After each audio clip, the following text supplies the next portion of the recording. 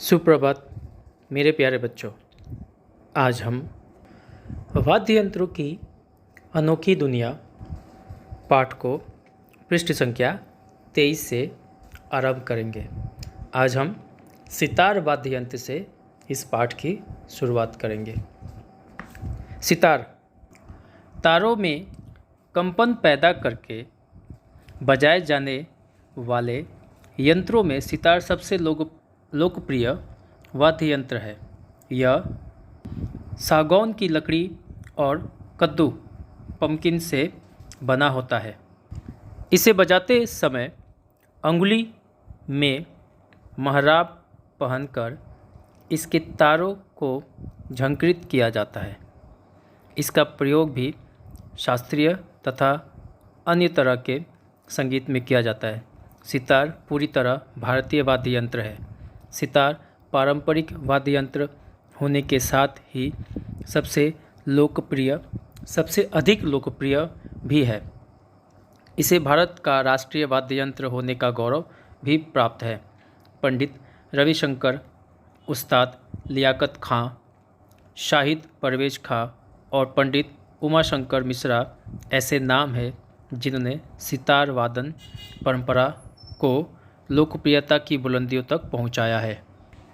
सितार तारों के कंपन पैदा करके बजाया जाने वाला यंत्र है। यह सबसे लोकप्रिय वाद्य यंत्र है। इसको बनाने के लिए सागौन की लकड़ी और कद्दू का प्रयोग किया जाता है। इसे बजाते समय अंगुली में महराब पहना जाता है। महराब एक तरह की एक वस्तु होती है जिसको पहनकर सितार को बनाया जाता है। इसका आकार दरवाजे के ऊपरी हिस्से के जैसे देखने में होता है। महराब पहनकर ही सितार को बजाया जाता है, जिसकी वजह से उसकी झनकार से ध्वनि निकलती है। इसका प्रयोग अर्थात सितार का प्रयोग शास्त्रीय संगीत के लिए तो किया जाता ही है, साथ ही साथ अन्य संगीत के लिए भी इसका इस्तेमाल या प्रयोग किया जाता है। यह पूरी तरह से भारतीय वाद्य यंत्र है। सितार पारंपरिक वाद्य यंत्र होने के साथ साथ सबसे लोकप्रिय, सबसे फेमस वाद्य यंत्र है। यह सबसे मशहूर वाद्य यंत्र है। इसे भारत का राष्ट्रीय वाद्य यंत्र भी कहा जाता है। इसके कुछ प्रमुख सितार वाद्यों या ऐसा भी कह सकते हैं कि सितार बजाने वाले कुछ प्रमुख लोगों के नाम है पंडित रविशंकर, उस्ताद लियाकत खां, शाहिद परवेज खान और पंडित उमाशंकर मिश्र। ये वो नाम है जिन्होंने सितार वादन परंपरा को लोकप्रियता की बुलंदियों तक पहुंचाया है। मतलब इन्हीं के बदौलत सितार का नाम बहुत ही प्रसिद्ध हुआ है। अब आते हैं संतूर पर। संतूर का भारतीय नाम शततंत्री वीणा यानी 100 तारों वाली वीणा था, जिसे बाद में फारसी भाषा के प्रभाव से संतूर नाम दिया गया। यह अपने आप में एक अनोखा वाद्य यंत्र है जो कि तार का साज होने के बावजूद लकड़ी की छोटी छड़ों से बजाया जाता है। यह मूल रूप से कश्मीर का लोक वाद्य है जिसे सूफी संगीत में इस्तेमाल किया जाता था। पहले इसका चलन केवल कश्मीर में था, लेकिन आज यह भारत के सबसे लोकप्रिय वाद्य यंत्रों में से एक है। इसका प्रयोग भी शास्त्रीय संगीत से लेकर अन्य सभी प्रकार के संगीत में किया जाता है।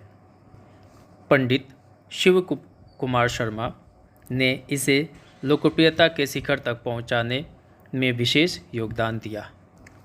बच्चों, संतूर का जो भारतीय नाम है वो है शततंत्री वीणा। इसका अर्थ होता है 100 तारों वाली वीणा, जिसे बाद में फारसी भाषा के प्रभाव से इसका नाम बदलकर संतूर रख दिया गया था। यह एक तरह का बहुत ही अनोखा वाद्य यंत्र है जो कि तारों का साज होने के बावजूद लकड़ी की छोटी छड़ों से बजाया जाता है। इसमें छोटे छोटे बहुत सारे तारों के साज होते हैं और छोटे से लकड़ी से इसको बजाया जाता है, उसके कंपन से इसकी ध्वनि को निकाला जाता है। पहले यह मूल रूप से कश्मीर का वाद्य यंत्र हुआ करता था, जिसे सूफी लोग संगीत में इस्तेमाल किया करते थे। सूफी संत लोग इसका इस्तेमाल किया करते थे सूफी संगीत में। पहले इसका चलन केवल कश्मीर तक ही सीमित था, लेकिन आज यह भारत का सबसे लोकप्रिय वाद्य यंत्रों में से एक है। यह भारत का सबसे मशहूर वाद्य यंत्रों में से एक बन गया है। इसका प्रयोग भी शास्त्रीय संगीत से लेकर अन्य तरह के संगीतों में किया जाता है। पंडित शिव कुमार शर्मा इसके बहुत ही लोकप्रिय संतूर वादक माने जाते हैं। इन्होंने ही इसकी लोकप्रियता को शिखर तक पहुंचाने में अपना विशेष योगदान दिया है। ख़ास तौर से इन्होंने अपना योगदान दिया है इसको बहुत ही लोकप्रिय बनाने में, इसको बहुत ही मशहूर बनाने में। गायन के साथ जब वाद्य यंत्रों का साथ मिलता है तो श्रोतागण उस गीत संगीत में डूब जाते हैं। भारतीय वाद्य यंत्रों ने अपनी अनूठी विशेषताओं के कारण देश विदेश में भी अपना विशेष स्थान बना लिया है। यहाँ लिखा है कि गायन के साथ मतलब गाने के साथ जब वाद्य यंत्रों का साथ मिलता है, मतलब गाने के साथ जब लोग बजाते हैं तो श्रोतागण मतलब सुनने वाले उस गीत संगीत में डूब जाते हैं। अर्थात केवल गाने से लोग नहीं खोते, बल्कि गाने के साथ साथ बजाना भी बहुत ज़रूरत है। मतलब गाने के साथ जब संगीत का मिलन होता है तो लोग सुनकर उसके गीत और संगीत में खो जाते हैं, डूब जाते हैं। भारतीय वाद्य यंत्रों ने अपनी अनोखी विशेषताओं के कारण केवल देश में ही नहीं बल्कि विदेश में भी अपना एक विशेष स्थान, विशेष जगह बना लिया है। मेरे प्यारे बच्चों, पाठ का समापन हुआ। अगर किसी भी छात्र को किसी भी तरह की दुविधा हो तो मुझसे संपर्क कर सकता है। धन्यवाद। सबका दिन शुभ हो।